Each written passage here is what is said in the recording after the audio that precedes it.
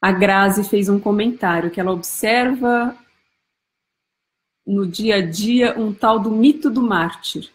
As pessoas não se permitem se livrar do sofrimento. Às vezes nem sabem que isso é permitido. Você também tem essa percepção?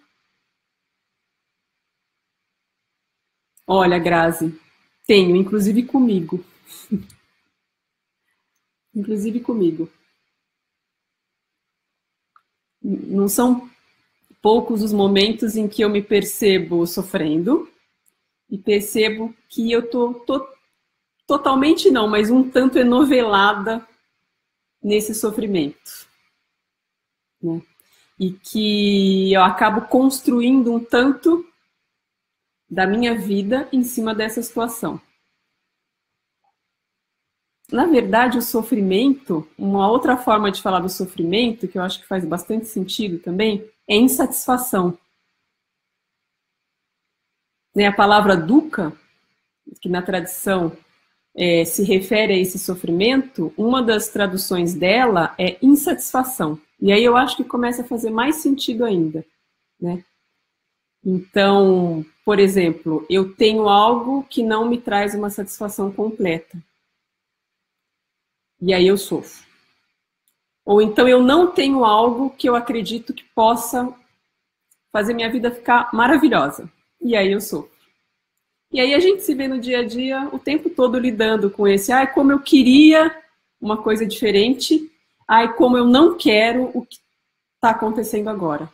Então, esse já é um tipo de sofrimento, né? E a gente lida o tempo todo com ele. Puxa, eu queria trabalhar menos, mas ao mesmo tempo é pelo meu trabalho que eu me realizo, ou que eu tenho dinheiro para fazer algumas coisas que eu quero. E daí eu fico nessa crise, né, de tenho o que eu não quero, não tenho o que eu quero. Eu acho que isso é um sentimento que todo mundo aqui já deve ter experienciado.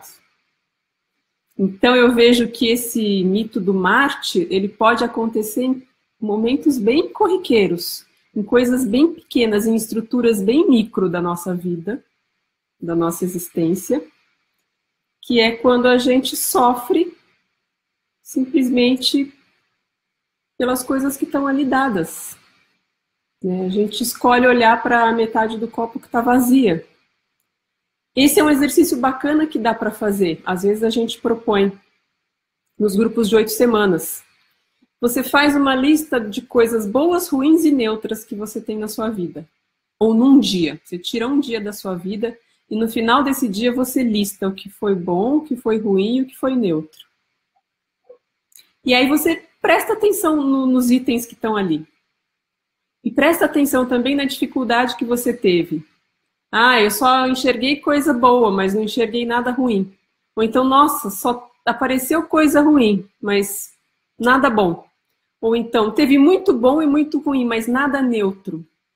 E aí a gente pode começar a brincar um pouco com essas categorias, do que é bom, do que é ruim e do que é neutro. E perceber que elas não são tão fixas assim.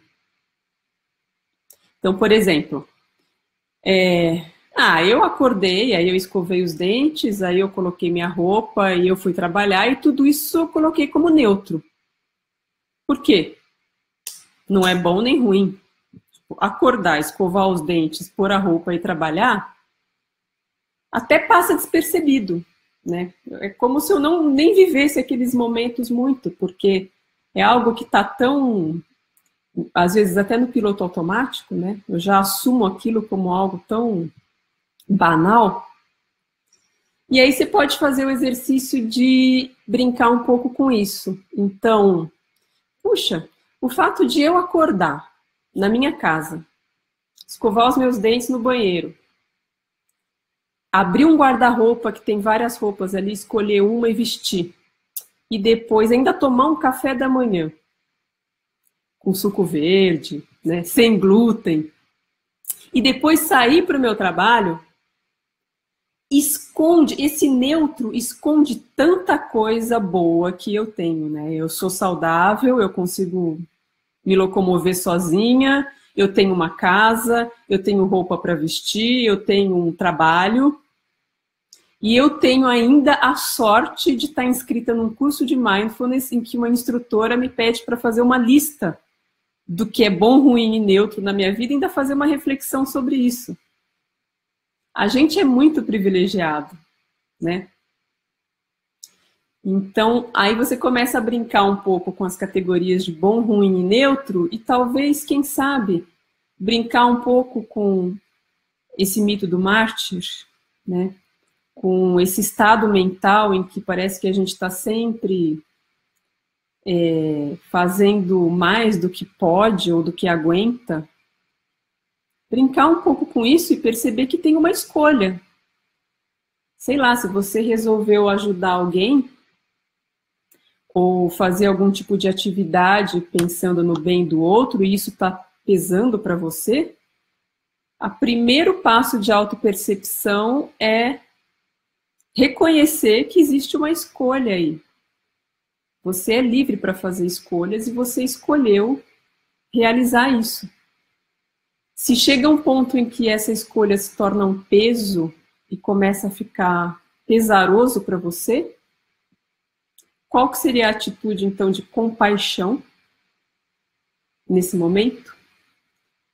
Compaixão que abrange a autocompaixão, né? Qual seria? Qual seria a atitude mais egóica, ou egoísta, ou egocentrada? Existe uma resposta pronta? Não, né? Eu acho que aí cada um tem que ter a honestidade e a coragem também de parar e olhar para a sua escolha, ou para esse rol de escolhas que a gente faz e que se chama minha vida, meus compromissos, minha carreira, minha profissão, seja lá o que for, minha prática de meditação, minha prática de mindfulness. Ter a coragem de olhar para isso com honestidade e decidir se quer continuar mantendo as mesmas escolhas ou não. Aí você aumenta ainda o seu rol de escolhas.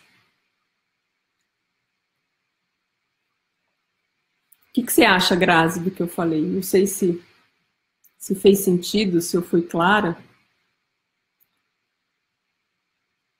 Mas tem uma frase aí, né? A dor, às vezes, não é opcional, mas o sofrimento pode ser.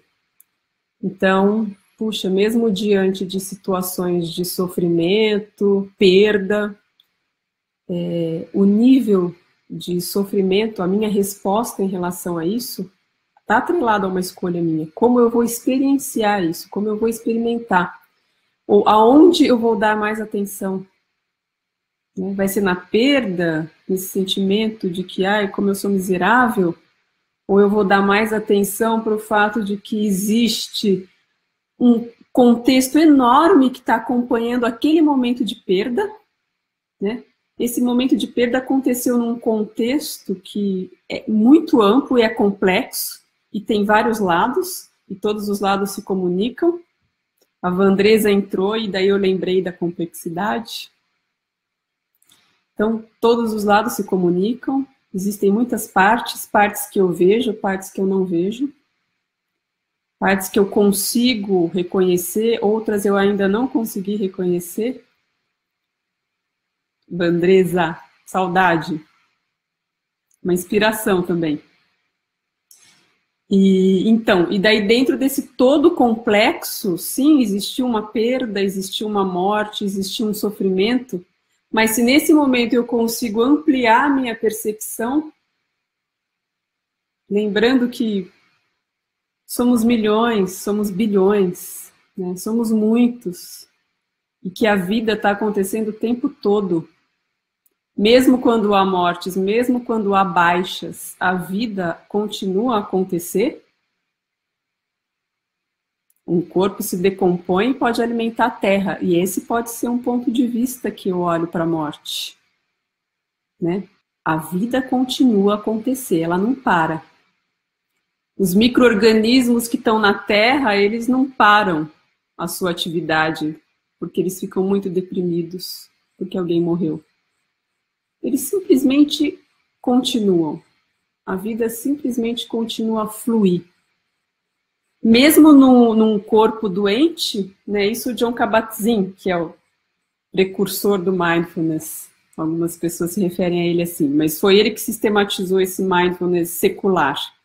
O Jon Kabat-Zinn atendia no começo pessoas que tinham graves problemas de saúde, que tinham graves comprometimentos, às vezes pacientes terminais, e ele tinha a compaixão, né, e a clareza de mostrar para essas pessoas que se você está aqui vivo, respirando, e ainda pode prestar atenção na sua respiração, existe mais coisas certas do que erradas em você.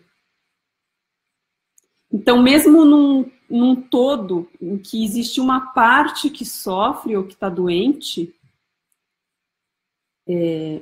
há mais coisas certas do que erradas.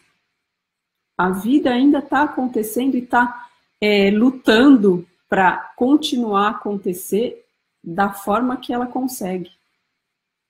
Então, olha que interessante. Aí, de acordo com isso, mesmo algo que é muito ruim, como uma doença, que estaria lá na lista do ruim, de repente pode se transformar. A nossa percepção disso pode se transformar. E mesmo assim, apesar da doença, a gente encontrar motivos para contentamento. Contentamento de estar vivo, de estar inserido num contexto que é saudável.